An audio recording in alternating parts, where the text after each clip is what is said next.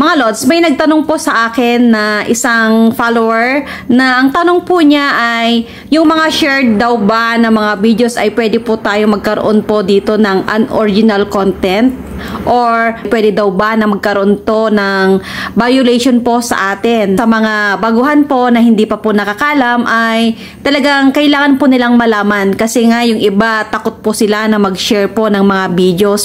Eto mga Lods, sa pag-share po ng video ay depende naman po kung ano pong klaseng video po ang inyo pong sinishare. Na kapag ang isang video naman po ay wala po siyang nilabag ay pwede po nating i-share po ito.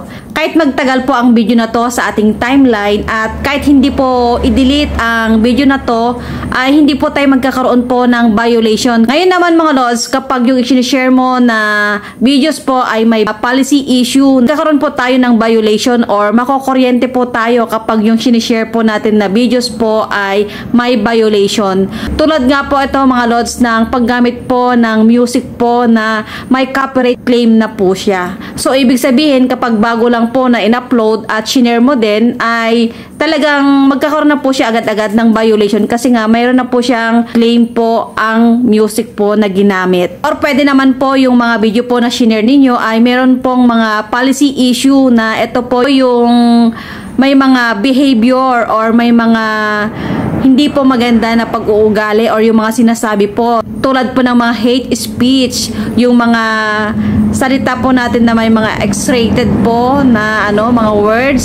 At yung paggamit nga po ng third party, yung mga video po na may mga logo po na hindi po natanggal.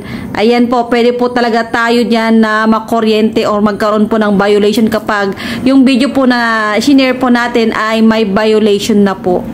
Sa akin pong mga sinishare din po ng mga video, madalas din po minsan ay may mga music po yan. So ang ginagawa ko po, personal po na ginagawa ko ay 2 days, after 2 days or after 3 days ay talagang dinidelete ko po to. Or yung kapag pumupunta pa ako sa mga live na umaakyat po ako, ayan, nag-share po tayo ng mga live videos, ayan, yung mga live stream, na pagkatapos po na talagang dinidelete din po natin para in case po na may violation po sila ay hindi po tayo magkakaroon po ng violation. Pag-share nga po talagang kailangan din po, no? Kasi nga ito po ay pakikisama din po sa ating mga kapwa creator bilang suporta po sa kanila. Sa pag-share po ng mga video po ay siguraduhin nyo na lang po na ang sinishare nyo po ay wala po siyang music, wala po siyang logo, yung mga third party, yung mga logo dyan ng mga company, yung mga branded, ayan, bawal din po mga yan. Yung mga fast food na mga sikat, yan, bawal din po. At ingat lang po talaga tayo. Sa pag-share po ng mga videos po, reels man yan or long video, ayan, kailangan po ay mapanood din po natin to ng buo. Nang sa ganun ay malaman po natin, ma-check po natin yung video na yon kung ito po ba ay talagang meron pong violation or wala.